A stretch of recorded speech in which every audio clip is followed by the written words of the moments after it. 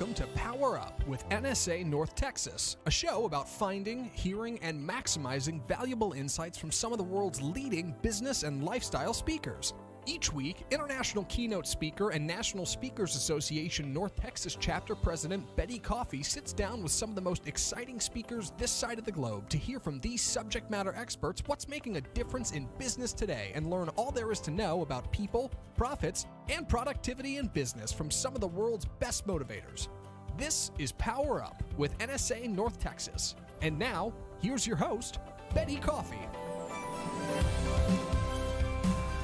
Hi everyone, I'm Betty Coffey, President of NSA National Speakers Association North Texas Chapter, and I want to welcome each of you to our show today.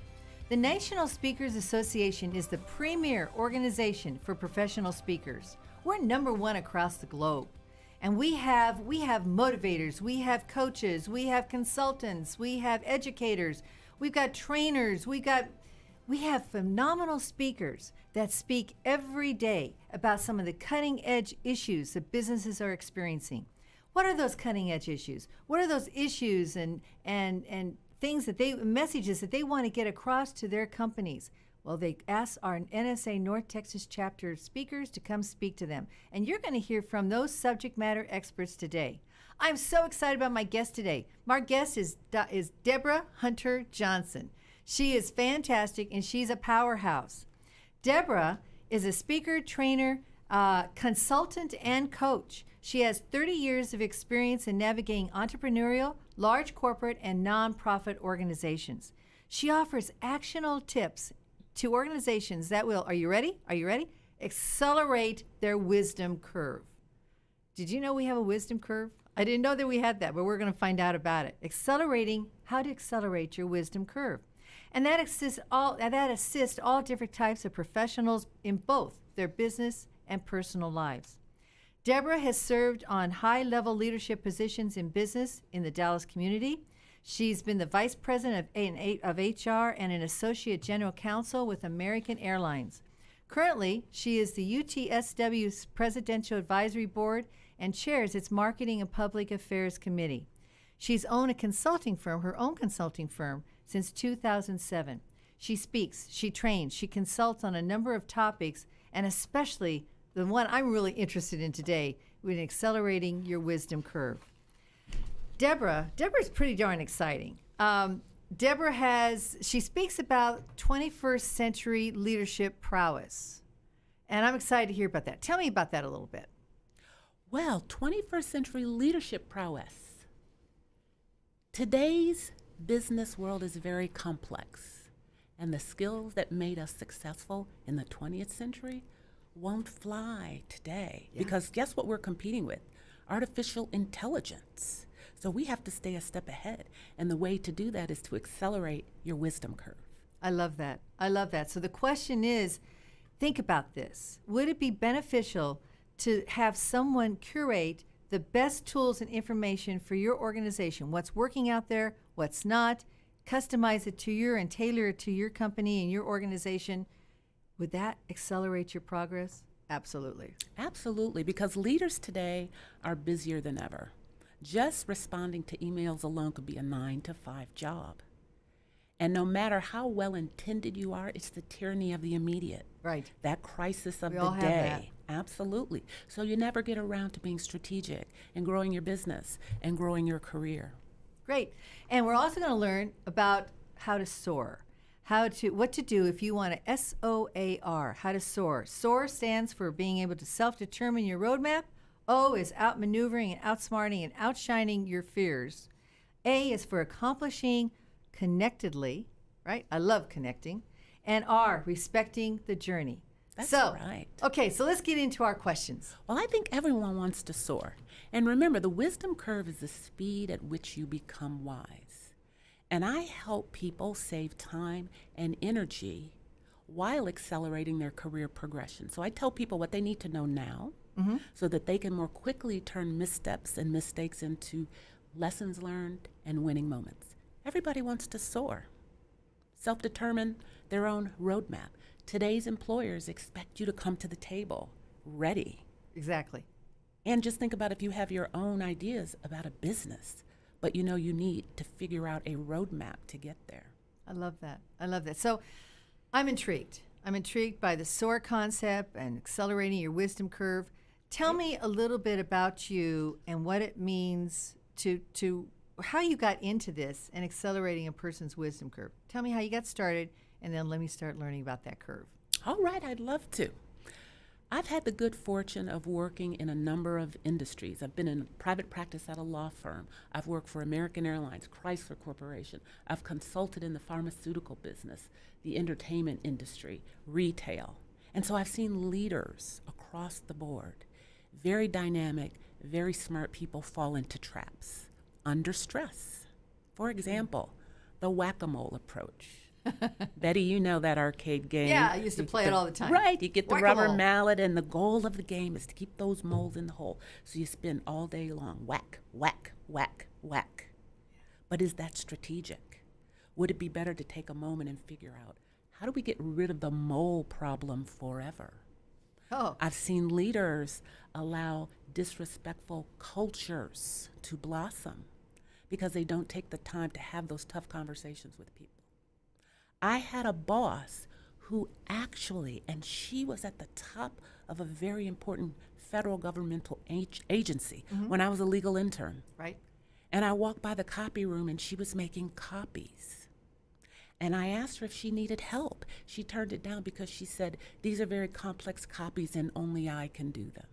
Oh, geez. And as a legal intern, I'm at the bottom of the food chain, and I knew that there had to be other people that could do that task for her. Exactly. So I saw these issues and felt that I could help people out in this space. I love that.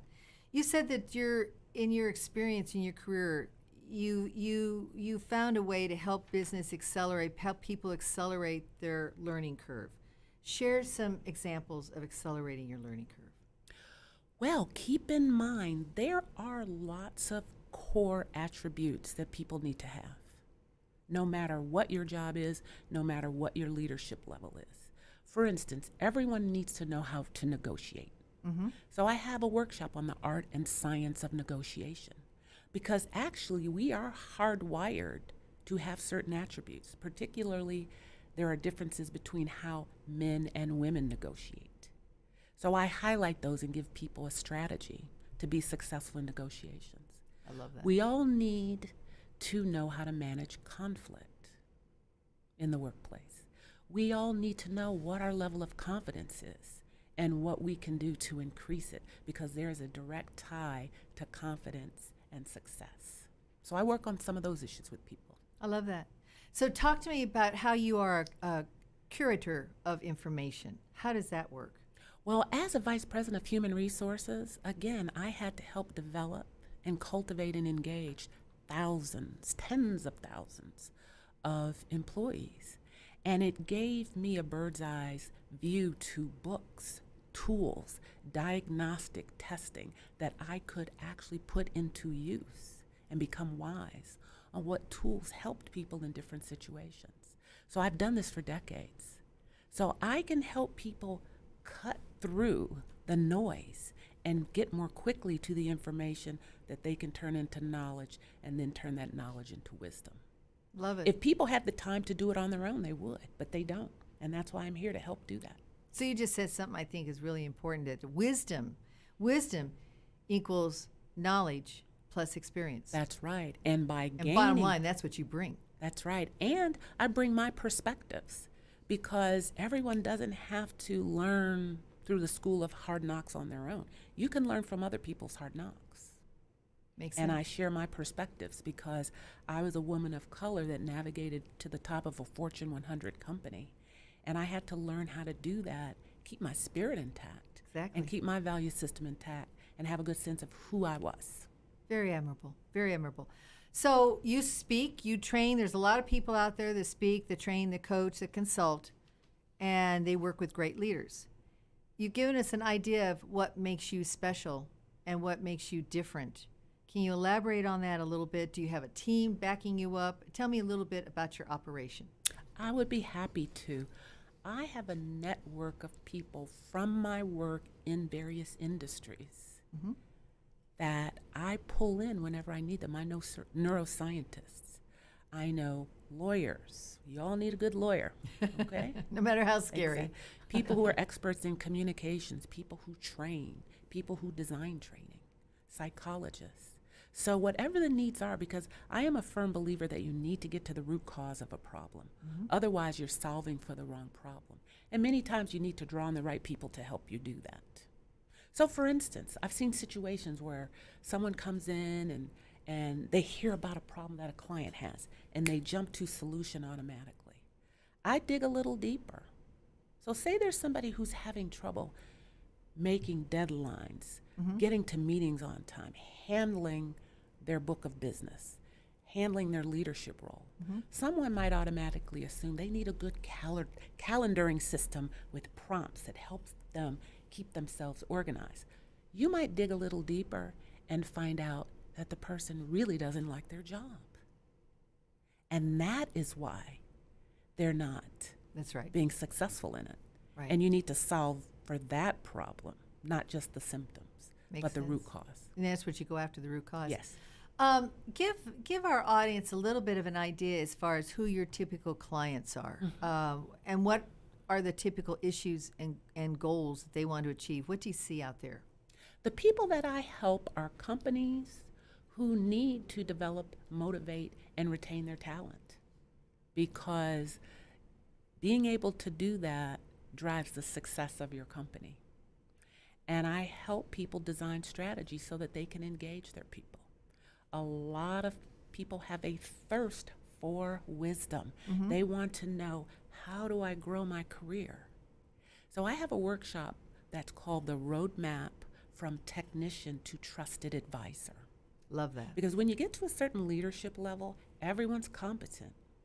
Everyone has the technical expertise. To rise up the ranks, you have to have wisdom. And so I have identified 40 attributes that people need to have to rise up to that next leadership level. And we go through those in the workshop. Oh, that's wonderful. And it's personalized, right? Personalized. Oh, I love that idea. I love that idea. I want to sign up for one of those. Yeah, Thank I'm you. ready. All right, I'm sign ready. here. So what approach do you use when you have a client? What approach do you use to help individuals and businesses accelerate their wisdom curve? How does it get started? It is a very collaborative process, and that's a good question that you asked me. How do I make it all work? It's collaborative because I have to listen and understand what the client's needs are. And I use my SOAR strategy. SOAR. Yeah, right. Self-determine the roadmap. Figuring out what your goals are so we can set a roadmap for you. And then this second one, I cannot overestimate. Outmaneuver your fears. A lot of people talk about overcoming your fears. And Betty, you and I have talked about this before. It's true. You don't really overcome fears because fear is an emotion that helps keep you safe. Back in certain days where you had a fight for survival, you needed that adrenaline and cortisol in your body. So it keeps us safe. But sometimes it can create barriers to success. And it comes up on a daily basis. So rather than thinking I overcome my fears once and for all, which nobody ever does, you outmaneuver them on a daily basis. And I help people with strategies to do that. Love that. When I've listened to you, you talk about confidence a lot. You talk about confidence. And I want to understand, why do you give confidence so much emphasis when you are working with your clients? Well, what I found, Betty, and I admire you because you are so confident. You are such a confident leader of NSA and T. Thank you. And that was something I struggled with in my career. I was focusing on being smart and diligent and hardworking, but inside I was a bundle of nerves until I started recognizing that I had to think about confidence differently. And there are a lot of studies out now, a lot of neuroscientists Right. and psychologists are doing studies Right. that show that confidence is the stuff that turns thoughts into actions. Oh, that's true. Absolutely. That's And so true. that you need confidence. Confidence is the igniter. You get that little kernel of confidence to take an action, it builds more confidence. Then you act some more. You gain more confidence. Get the momentum going. Right. So Love it's a momentum. virtuous cycle, a confidence cycle. Yes. So I focus on that now because what I recognize is the sooner you understand the role that confidence plays in your life, the more successful you'll be. Love it. There's a book that I really like. It was written by Kay and Shipman. It's called The Confidence Code.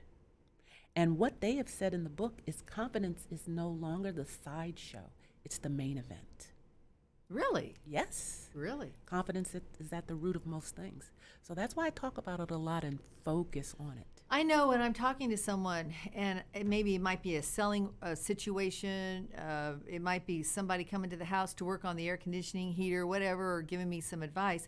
If they don't have a level of confidence in them, if I don't feel comfortable with their confidence level, I'm not going to value what they have to say. That's right. I can sense that right off the bat. You're Animals absolutely can sense right. that. People make buying decisions based on who they trust. That's right.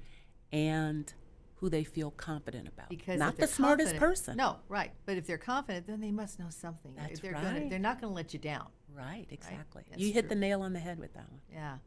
What you've done a lot of different work with men and women, and that fascinates me too. How they differ in so many different ways. Can you kind of give me some information on that when you're dealing with confidence or whatever? How women approach something or how men approach it differently?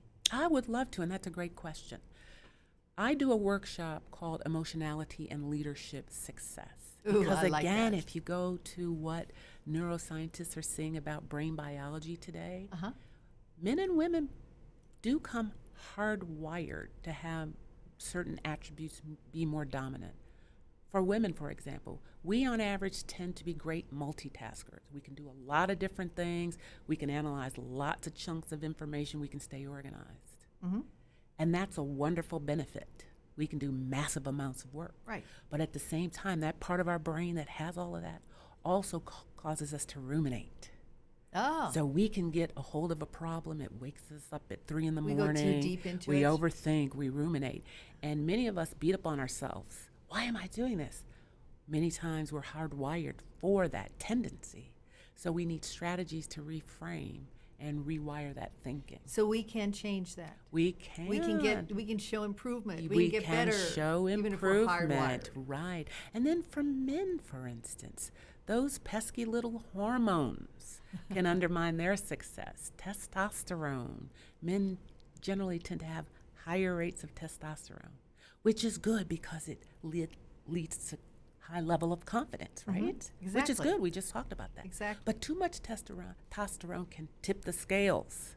Yes, it's true. So then someone's overly aggressive, and that's not a good thing. In no matter what form. Business, organizations, politics. Yes. Yeah, there right? you go. That's right. Yeah, it's interesting. So I talk a lot about that so people have a better sense of their hardwiring, how hormones affect them, so that they can develop strategies to be successful. I really enjoy speaking with you because confidence as a subject or a topic is not something that people dwell on. You don't hear a lot of it, yet it is so important. It is. What can companies do to increase the overall confidence level of the people in their organization without taking an extreme measure of getting everybody a personal coach? What can they do? That's a good question, too. One thing that I found, and this was in my experience of trying to create a positive culture where I worked, Uh-huh. you have to understand the root cause of any conflict in a culture. You have to provide a safe and respectful culture So for it people comes to from the speak top down. up, for people to have the confidence. Certain behaviors have to be modeled from the top, but there has to be a sense that there's open dialogue as well. And the more that you manage differences in the workplace Yes. through training, workshops, modeling by leaders, the more innovative and a collaborative work environment you'll have. And studies show that that increases productivity in a company. Wow. It makes so much sense. I love this. I do too. It's fascinating. You were busy. We were talking, and you expressed to me that you've been very busy, so it's been tough to get you on the show. So I'm happy to have you here Well, today. I'm glad to be here. But you were very, very busy and very keenly focused on some of the top issues we have in our culture today, and one of those is the Me Too movement. Tell me about that. What are some of the takeaways from those experiences as you've been working with different people on that? Give us some insight there. I certainly will. The Me Too movement has been a game changer in our society. As an attorney, I've been involved in harassment issues for decades. These laws have been on the books for a long time. But what has changed society's thinking on this? Two things: technology and social media. Because anyone with a device and a Twitter account is a reporter. You're powerful. Absolutely. And so issues that could be buried and resolved quietly no longer can be. And companies are recognizing that they have to change how they address these issues. They have to go again to the root cause and start protecting their employees by educating them on It's how not to gonna deal go with away. cultural differences. That's right. Because you have all kinds of people in the workplace today, right? Gender, culture, customs, languages, religions, and then they're all together in the same space, Exactly. not sure how to navigate. And so smart companies are training their teams, educating them, making sure that they understand the new rules of engagement. I love that. And that is so timely and so important. It's not going to go away. It is not going away. And I have done, I think in 2018, I did about 80 workshops Did you on really? culture and tied to sexual harassment issues. So I saw a lot, and I see that at their core, most work environments are thirsty for the information. They want to understand. They don't want to offend anyone. Yeah. They want to know how to navigate. So this is good timing for companies I love to that. do that work. Okay, you've mentioned that you've done so many presentations and workshops and everything else. So tell our audience a little bit about some of the customized, because I know you customize everything. So about some of the customized events and workshops that you have. I know you do key presentations. So let's start there on your presentations to motivate, educate. Yes, some of the things that I really enjoy doing for companies is helping their teams increase their confidence level. And I have a keynote that's called Leveraging Confidence to Help Your Team Soar. Ah, there's my SOAR again. And I challenge people to think about confidence differently as fuel, as not a destination in the distant future, but as a tool to help them achieve their goals. Love And then I have another keynote that's called Fake It Until You Make It and Other Bizarre Leadership Advice. Because that's one of them. Fake it till you make it. Keep your head down. Have you heard that yeah. one? Just keep working. Keep your Just head down. work hard and people will notice. None of those strategies ever worked for me. So I wanted to dispel some of those myths and right-size things for people so that they know what they can do to increase their confidence and achieve. That's awesome. So those are a couple of your top presentations. Tell me about your workshops and Yes. training seminars and how you delve more deeply into some of these topics. Right. Give me an idea of how they Well, work. I think to help accelerate a person's wisdom curve, again, you get to some of the core attributes they need to be a trusted advisor and to be wise. As we talked about before, knowing how to navigate conflict in the workplace and have those crucial conversations. The art and science of negotiation, because we all negotiate in our Every personal day, lives everything. as well as our work lives on a daily basis. And again, the one that I really enjoy, going from technician to trusted advisor. The earlier people recognize you have to build trust, what trust looks like to people, the more successful they will be. Love it. Okay, and do you do one-on-one coaching, or was it mostly group coaching or organizational coaching? I do one-on-one coaching, and I tend to do it in a non-traditional way because I am not a therapist. So I can help people achieve their goals. So generally I work with people on a 60, 90, 120-day basis. We set some specific goals. We build strategies for the plan. They launch it, but then they go off and execute because you need time. Again, that confidence cycle, build up confidence to act, Right. to get more confidence, to learn from your actions, to see what setbacks you had, what lessons do you learn from it, so you can keep on that confidence cycle. And I know you're always consulting. You're always I am. consulting to help organizations with that safe, respectful, collaborative working environment, right? I do that, and I also like to work in the community, focused on young girls and women and confidence because it's very much needed. I love it. Okay, so if our audience wants to get in contact with you, tell them how they can contact you. Sure, there are multiple ways to get in contact with me. I have a website, www.debrahj.com. That's DEBRAHJ.com. Or you can email me at wisdomcurve@debrahj.com. That's WISDOMCURVE at DebraHJ.com. Again, DEBRHJ.com. Or you can just call me. Here's my preference. Right, 214-850-4581. I'd love to hear from you.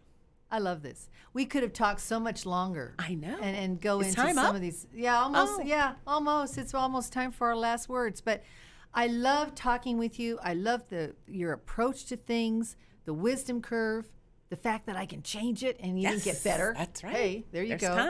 time. And I always start these shows by saying we have our leaders and our trainers and our consultants and our speakers, and they are on the cutting edge. They are the subject matter experts. You truly are.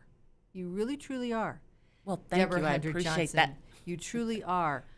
You go in there, you do your homework, you do your research, and you bring the absolute top knowledge to a person or an organization or company of what the latest is. Well, I enjoy the work. And I love that. That's the subject matter expertise that makes our National Speakers Association so unique, so different, and so important. Thank you. Thank you. Thank you for having me today. Okay, so if you have some last words you want to leave our audience with today, what would it be? Wise people are made, not born. Wise people are made, not born. Think of confidence in a new way as fuel to help you achieve your goals. I love it. Thank you for being my guest today. Well, thank you. It's been you. very exciting. And thank you so much for joining us. Remember, it's all about powering up with confidence, Deborah, with That's confidence. right. It's all about powering up and soaring. I'm going to get a little mileage out of right. this. It's all about powering up, to be better, to be faster, to be stronger. Thank you so much for joining us. I'll see you next week. Thank you. And thank you. Thanks for listening Right. to Power Up with NSA North Texas.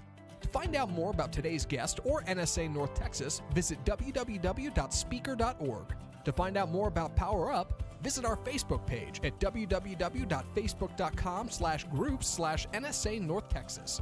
And to find out more about Betty, visit www.bettycoffeepresents.com.